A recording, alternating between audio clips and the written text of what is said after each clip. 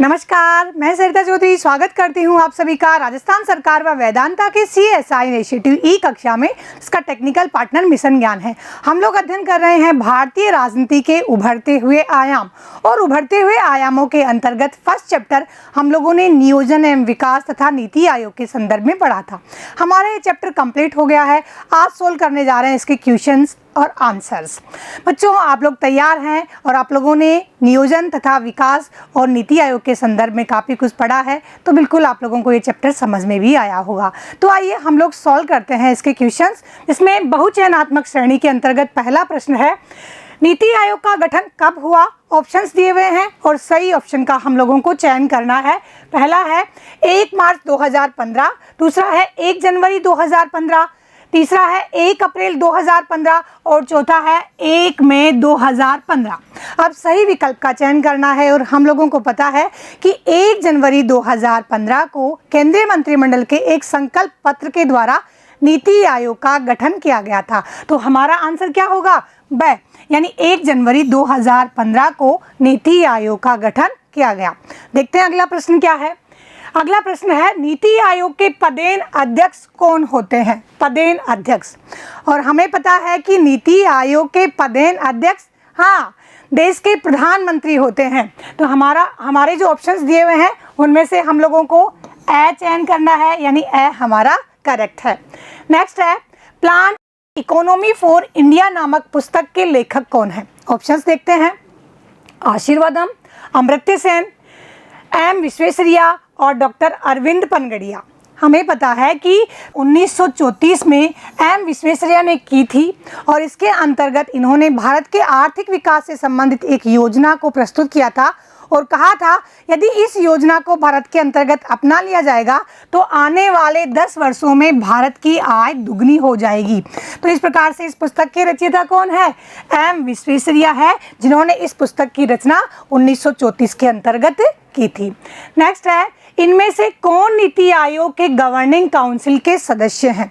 नीति आयोग के governing council के सदस्य हैं। नीति आयोग के हम लोगों ने 3 पार्ट पढ़े थे, जिसमें गवर्निंग काउंसिल, क्षेत्रीय परिषदें और पूर्णकालिक पदाधिकारियों के बारे में हम लोगों ने अध्ययन किया था। याद आया? तो उसी गवर्निंग काउंसिल के सदस्यों की बात हम लोग कर रहे हैं। इसमें ऑप्शंस दिए हुए हैं कि दिल्ली के उपराज्यपाल, नेक्स्ट है राजस्थान के मुख्यमंत्री, नेक्स्ट है मध्य प्रदेश के राज्यपाल और लास्ट है उपरोक्त सभी। गवर्निंग काउंसिल के अंतर्गत कौन कौन सदस्य होते हैं? गवर्निंग काउंसिल के अंतर्गत सभी राज्यों के मुख्यमंत्री होते हैं, और जिन केंद्र शासित प्रदेशों के अंतर्गत विधानसभाएं होती हैं वहां के मुख्यमंत्री होते हैं, और जिन केंद्र शासित प्रदेशों के अंतर्गत विधानसभाएं नहीं होती वहां के राज्यपाल इसके सदस्य होते हैं। तो ऑप्शंस के अकॉर्डिंग देखिए, दिल्ली के उपराज्यपाल। अब दिल्ली और पुडुचेरी के अंतर्गत वर्तमान के अंदर विधानसभा है, यानी केंद्र शासित प्रदेश होते हुए भी यहाँ विधानसभा है, तो यहाँ के उपराज्यपाल इसके अंतर्गत शामिल नहीं होंगे। तो ऑप्शन ये गलत है। राजस्थान के मुख्यमंत्री, राजस्थान राज्य है और यहाँ विधानसभा है और यहाँ पर मुख्यमंत्री है, तो यहाँ के मुख्यमंत्री इसके गवर्निंग काउंसिल के सदस्य होंगे।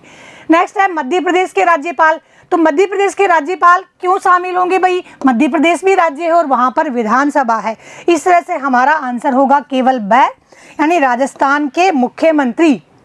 ऐसे प्रश्न हल करते समय आप गलती न कर दें, राज्यपाल और उपराज्यपाल को ध्यान से पढ़ें और केंद्र शासित प्रदेश की स्थिति भी ध्यान से पढ़ें। जैसे वर्तमान में जम्मू कश्मीर को केंद्र शासित प्रदेश बना तो दिया गया है, लेकिन राज्य की स्थिति के कारण ही वह गवर्निंग काउंसिल का सदस्य है।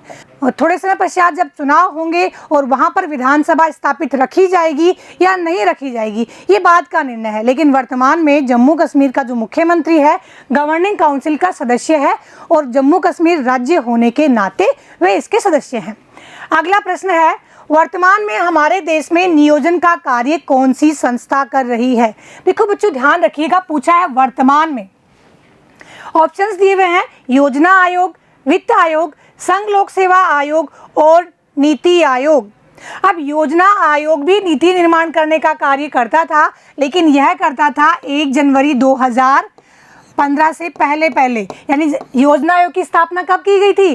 15 मार्च 1950 को की गई थी और 15 मार्च 1950 से लेकर लगातार 2015 तक योजना आयोग नीति निर्माण का कार्य कर रहा था। लेकिन वर्तमान में हमारे देश में नियोजन का कार्य यानी योजनाएं बनाने का कार्य किया जा रहा है नीति आयोग के द्वारा। तो हमारा आंसर होगा द। इसी प्रकार से अब प्रारंभ होती है अति लघुत्रात्मक प्रश्नों की श्रृंखला, जिसके अंतर्गत पहला प्रश्न पूछा गया है कि योजना आयोग की स्थापना कब की गई।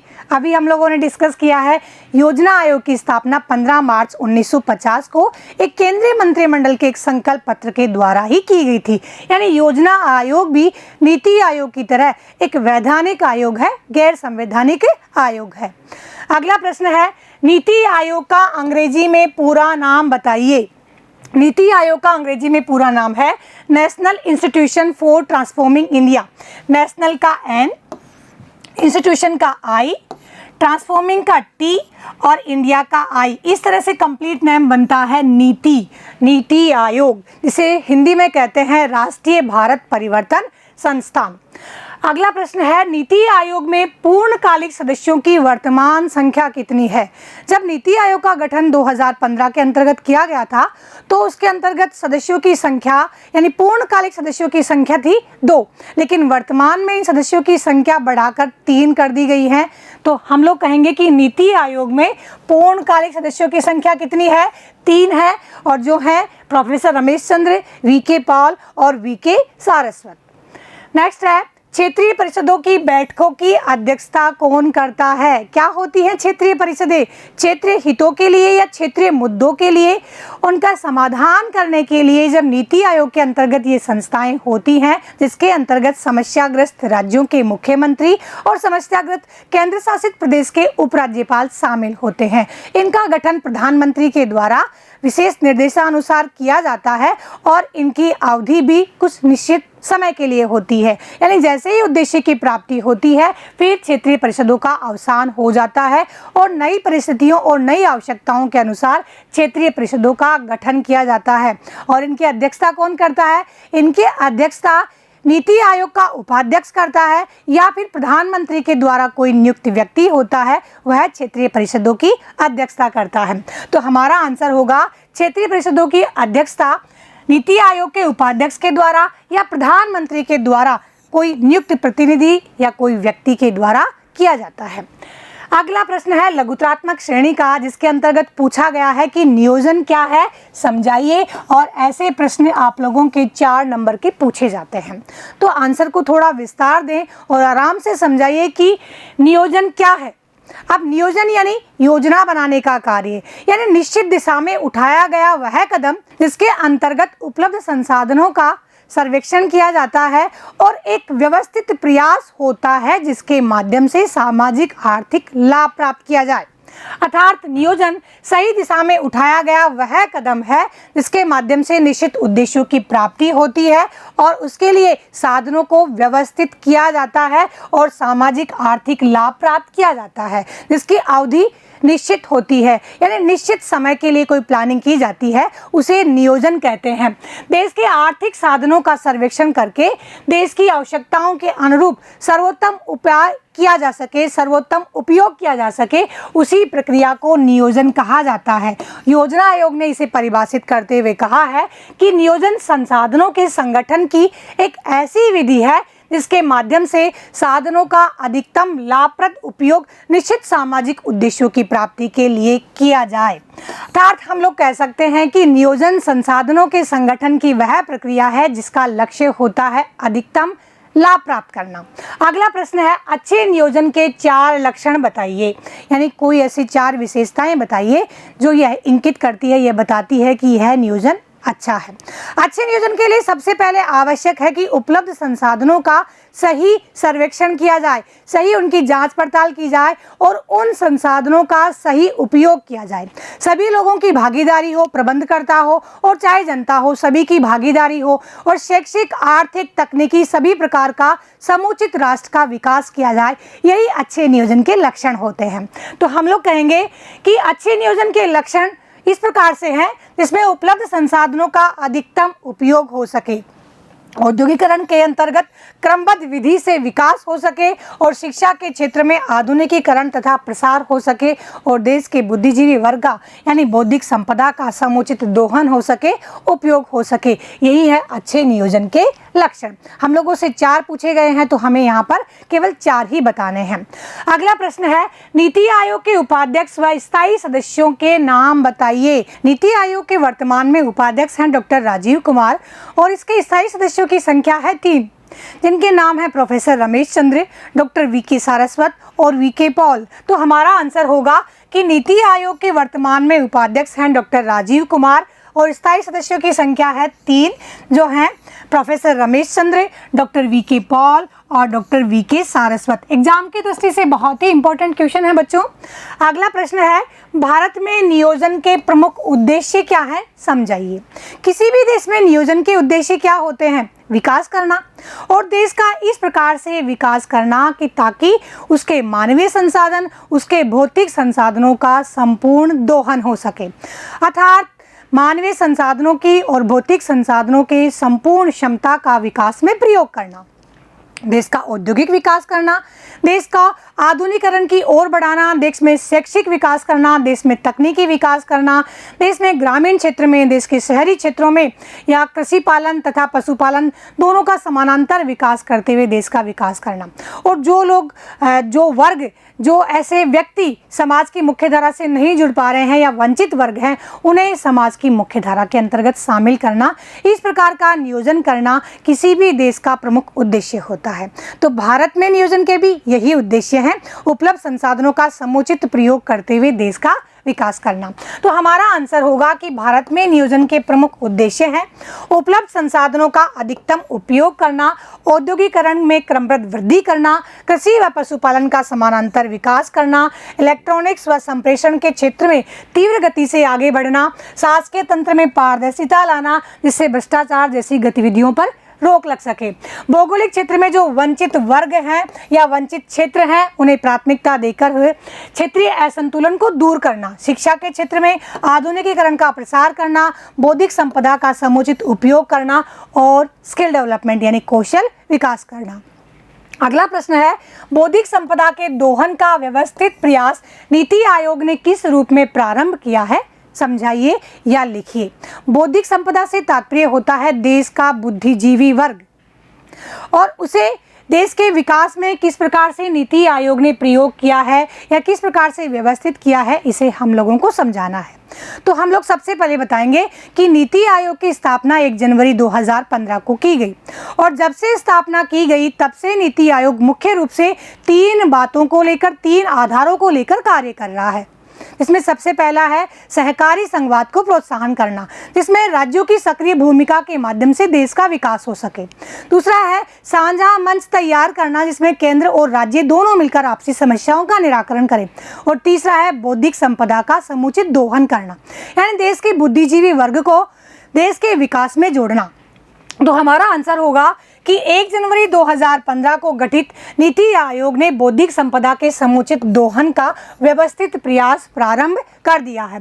बौद्धिक संपदा से तात्पर्य होता है देश का बुद्धिजीवी वर्ग और इस हेतु नीति आयोग ने देश में विद्यमान बौद्धिक संपदा का उचित दोहन करते हुए सुशासन में उनकी भागीदारी को सुनिश्चित किया है। यानी देश के इस बुद्धिजीवी वर्ग द्वारा, इस बौद्धिक वर्ग द्वारा दी जाने वाली सलाहें, विचार या निर्णयों को नियोजन के अंतर्गत शामिल किया जाता है और देश के विकास में इस वर्ग को भागीदार बनाया जाता है। तो इस प्रकार से सुशासन में इस वर्ग की भागीदारी सुनिश्चित की गई और उनके पलायन को रोकने का प्रयास किया गया ताकि सुशासन में उनकी भागीदारी सुनिश्चित हो सके और देश का विकास तीव्र गति से हो सके तथा देश के इस बौद्धिक संसाधन का भी समुचित उपयोग हो सके। अगला प्रश्न है निबंधात्मक श्रेणी का, जिसमें पूछा गया है नियोजन क्या है, इसकी आवश्यकता एवं इसके उद्देश्यों पर प्रकाश डालिए। यानी नियोजन क्या है। देखो इसमें 3 बातें पूछी गई है। नियोजन क्या है, इसकी आवश्यकता क्या है और इसके उद्देश्य क्या है, इस पर हम लोगों को प्रकाश डालना है। और प्रकाश कैसे डालना है? अपने विचारों के द्वारा हमें बताना है। निबंधात्मक प्रश्न हमेशा की तरह आप लोगों को सॉल्व करने हैं, जिसमें आप लोगों की निबंध क्षमता का, लेखन क्षमता का और विचार क्षमता का विकास होता है। कुछ पॉइंट्स मैं यहाँ आप लोगों को सहायता के लिए उपलब्ध करवा रही हूँ, और यदि आप लोगों का आंसर फिर भी रेडी नहीं हो पाता है तो इस टॉपिक से संबंधित जो भी मेरे वीडियोज़ हैं उन्हें आप दोबारा देखें। अब इसमें जैसे 3 बातें बताई गई हैं। नियोजन क्या है, तो सबसे पहले हम नियोजन का अर्थ और नियोजन की जो दी गई योजना आयोग की परिभाषा है उसका उल्लेख करेंगे। फिर नियोजन की आवश्यकताओं को बताएंगे और नियोजन के उद्देश्य यानी अच्छे नियोजन के क्या लक्ष्य होते हैं, क्या लक्षण होते हैं, उनका हम यहाँ पर उल्लेख करेंगे। उसके बाद हम लोग निष्कर्ष लिखते हुए इसके उत्तर का एंड कर देंगे। इस तरह से 6 नंबर का प्रश्न हमारा तैयार होता है। बच्चों, प्रश्न के जब टुकड़ों में पूछा जाता है तो उसका आंसर आप टुकड़ों में दें, क्योंकि हर एक टुकड़ा मार्क्स गेन करता है, अपने मार्क्स मेंटेन करता है, और इसके पर कंप्लीट आंसर देने पर ही हमें पूरे मार्क्स मिल सकते हैं। नेक्स्ट है, नीति आयोग के गठन व उद्देश्यों की वर्तमान परिप्रेक्ष्य में मीमांसा कीजिए। नीति आयोग खुद ही नया संगठन है जिसकी स्थापना अभी 2015 में ही की गई है। तो वर्तमान परिप्रेक्ष्य में इसके जो प्रासंगिकता है उसकी हम लोगों को चर्चा करनी है, उसका हमें उल्लेख करना है। तो हम लोगों को यह ध्यान रखना होगा कि नीति आयोग का गठन किस लिए किया गया है? नियोजन के लिए। और नियोजन का उद्देश्य क्या होता है? राष्ट्र का चहुमुखी विकास करना, राष्ट्र का समेकित विकास करना और राष्ट्र के समस्त संसाधनों का उपयोग करना और राष्ट्र के विकास में राज्यों की भागीदारी सुनिश्चित करना नीति आयोग का प्रमुख कार्य है। तो हम लोग कहेंगे कि नीति आयोग की जो वर्तमान में प्रासंगिकता है या वर्तमान परिप्रेक्ष्य में इसके उद्देश्यों को हम किस प्रकार से प्राप्त कर सकते हैं, तो उसके लिए हम लोगों को सबसे पहले बताना होगा नीति आयोग का परिचय, जिसमें हम इसके गठन किस प्रकार से किया गया है और कब किया गया है इसका उल्लेख करेंगे। फिर इसके गठन के जो 3 आधार मैंने आप लोगों को बताए हैं, साझा मंच, सहकारी संघवाद और बौद्धिक संपदा का दोहन, वो तीनों यहाँ बताने हैं। फिर नीति आयोग का संगठन बताना है, यानी इसकी संरचना, जिसके अंतर्गत मैंने इसके प्रमुख पदाधिकारी, क्षेत्रीय परिषदें, गवर्निंग काउंसिल और पूर्णकालिक पदाधिकारियों का उल्लेख किया है, उसका बताना है। फिर नीति आयोग के उद्देश्य बताने हैं और नीति आयोग के उद्देश्य बताते हुए वर्तमान समय में ये उद्देश्य किस प्रकार से सार्थक हैं, इनके बारे में लिखना है। इसके बाद हम लोगों को निष्कर्ष लिखते हुए इस प्रश्न के उत्तर का एंड करना है। अगला प्रश्न है, देश की वर्तमान जरूरतों के परिप्रेक्ष्य में नीति आयोग के सशक्तिकरण हेतु अपने सुझाव दीजिए, यानी नीति आयोग को किस प्रकार से और अधिक सशक्त किया जा सकता है। देखो बच्चों, एक बात बताती हूँ, नीति आयोग में और योजना आयोग में मुख्य रूप से जो अंतर है वह वित्तीय शक्तियों का है। योजना आयोग को कुछ वित्तीय शक्तियाँ प्राप्त थी, जबकि नीति आयोग को योजना आयोग के मुकाबले किसी प्रकार की कोई वित्तीय शक्ति प्राप्त नहीं है। परंतु देश के लिए योजनाएं बनाना, देश के समेकित विकास के लिए नियोजन तैयार करने का कार्य नीति आयोग के द्वारा किया जाता है। तो इसके सशक्तिकरण के लिए हम लोगों को सुझाव देने हैं कि ऐसी कौन कौन सी बातों को हम अपना सकते हैं जिसके कारण यह और भी सशक्त होकर कार्य कर सके। यानी राज्यों की अधिक सक्रिय भूमिका का इसके अंतर्गत किस प्रकार से रोल हो सकता है, देश के समस्त संसाधनों का किस प्रकार से अधिकतम प्रयोग हो सकता है, और वे कौन कौन से आधार हैं या तकनीकें हैं जिनका प्रयोग करते हुए नीति आयोग को और भी अधिक सशक्त बनाया जा सकता है। निबंधात्मक प्रश्न आप लोगों को तैयार करने होते हैं, तो विचारिए, सोचिए और खोजिए। जब तक विद्यार्थी में खोजशीलता नहीं होगी, खोजने की क्षमता नहीं होगी, तब तक वह खुद नहीं सोचेगा। बना बनाया पकवान जब उसे तैयार मिलता है तब तक उसके जो मस्तिष्क में विचार आते हैं वो किसी की देन होते हैं। और जब व्यक्ति खोजता है, सोचता है, प्रयास करता है, तो वह अपने आप को परिपक्व बना पाता है, अपने आप को विकसित बना पाता है। तो इसलिए हम लोगों को मैटर तैयार करना है।